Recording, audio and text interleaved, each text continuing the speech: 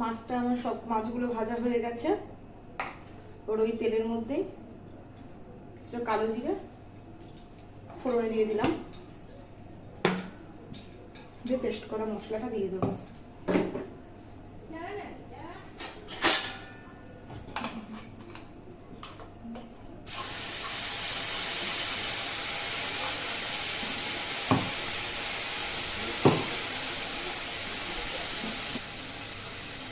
মিক্সচারে বাটিটা ধুয়ে কিছুটা জল দিয়ে দিয়েছি,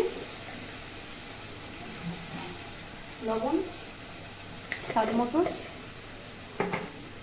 আর হলুদ গুঁড়ো।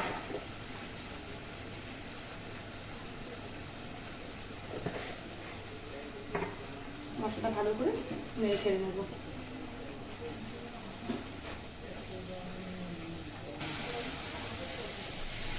এখানে আর কোনো মশলা আমি দেবো না। একটা টমেটো দিয়ে দেবো। মশলাটা দিয়ে কাঁচা গন্ধ চলে গেছে, এবার জল দিয়ে দেবো।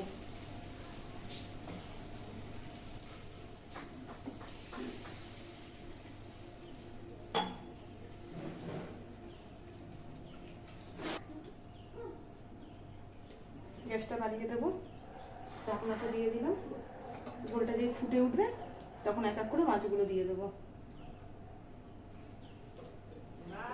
ঝোলটাও আমার ফুটে উঠেছে, এবার মাছগুলো দিয়ে দেবো।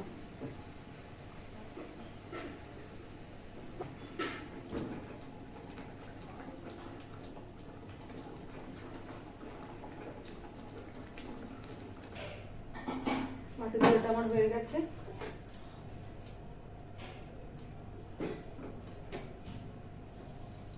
বাটিটাই ঢেলে দিচ্ছি।